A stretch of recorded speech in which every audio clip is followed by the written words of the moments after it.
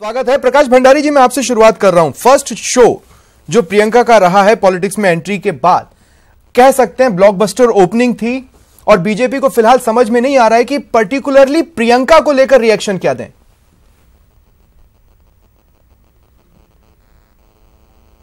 देखिए, प्रियंका की राजनीतिक शुरुआत है और प्रियंका को जो एआईसीसी का जनरल सेक्रेटरी बनाया गया है वो तो बनाया गया है पूर्वी उत्तर प्रदेश की, लेकिन लखनऊ राजधानी उत्तर प्रदेश की वहीं से शुरुआत हुई है, अच्छी बात है। किंतु अगर आप गठबंधन की बात करें तो सपा और बसपा इन दोनों ने कांग्रेस को से दूरी बनाकर रखी है, लगभग अछूत समझ रखा। जानते वो उनका ये कहना है कि इस पार्टी के अंदर कोई ऐसा कुछ नहीं है जो हमको लाभ दे दे या गठबंधन को लाभ दे दे।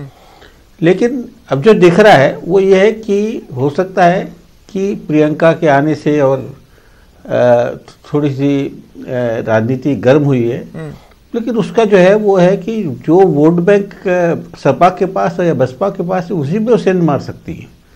क्योंकि बीजेपी के पास आज तो कम से कम उत्तर प्रदेश के अंदर न तो माइनॉरिटी तो है ही नहीं, और जो बीएसपी के वोट्स हैं वो शायद जो मतलब नहीं प्रकाश जी, लेकिन मैं आपको काउंटर करना चाहूंगा। प्रकाश जी, डिस्कशन के फोरम पर मैं आपको काउंटर करना चाहूंगा।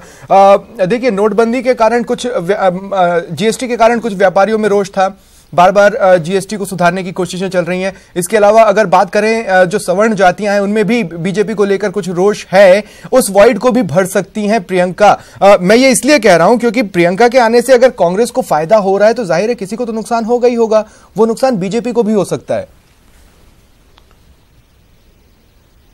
मुझे तो ऐसा लग रहा है कि सब ये जो प्रियंका के आने से जो सपा के और बसपा के वोट वही सेंध मारेंगी। मुझे नहीं लगता कि वो सवर्णों को जिनको 10% आरक्षण दिया गया है उस पर कोई फर्क पड़ेगा, क्योंकि वो तबका तो भाजपा या मोदी के साथ ही रहने वाला है। और ये जो कि इस पर सेंध मारेगी कांग्रेस बसपा पर और सपा के, तो इसका लाभ तो उल्टा बीजेपी को मिलने वाला है, न कि सपा और बसपा को मिलने वाला है। अच्छा, तो प्रियंका जो है वो डेंट कर रही है लेकिन लाभ पहुंचा रही है बीजेपी को। ठीक है।